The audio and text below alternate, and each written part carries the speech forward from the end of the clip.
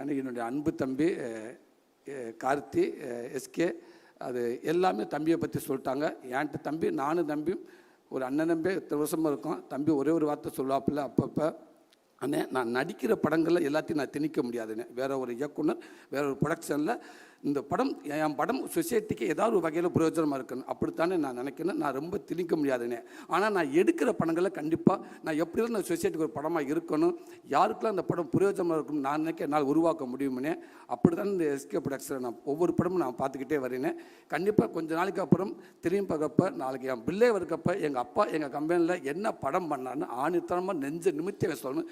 எங்கள் கம்பெனியில் இப்படி படங்கள் தாண்டா நாங்கள் எடுத்தோம், எங்கள் அப்பா இப்படி தான் படம் எடுத்தார் அப்படின்னு சொன்னால் அதை உருவாக்கிட்டு இருக்க தம்பி. இன்னும் பல தலைமுறை ஈரா சரவணன் என்ன சொல்கிற மாதிரி இன்னும் பல தலைமுறைக்கு இந்த பேர் எடுத்துகிட்டு போயிட்டே இருப்பாங்க தம்பி. இந்த எஸ்கேன்ற பேர் அவளை ஈஸியாக லேசாக கூட மங்கள கூட ஆகாது தம்பி. அது இது பிரகாசமாக ஆகிட்டு போயிட்டே இருக்குன்னு தம்பி. அதுக்கு அத்தனை பேர் இருப்பாங்கன்னு நினைக்கிறேன் தம்பி. இந்த படம் மக்கள் மத்தியில் போய் பெருசாக சேரணும்னு நினைக்கிறேன்.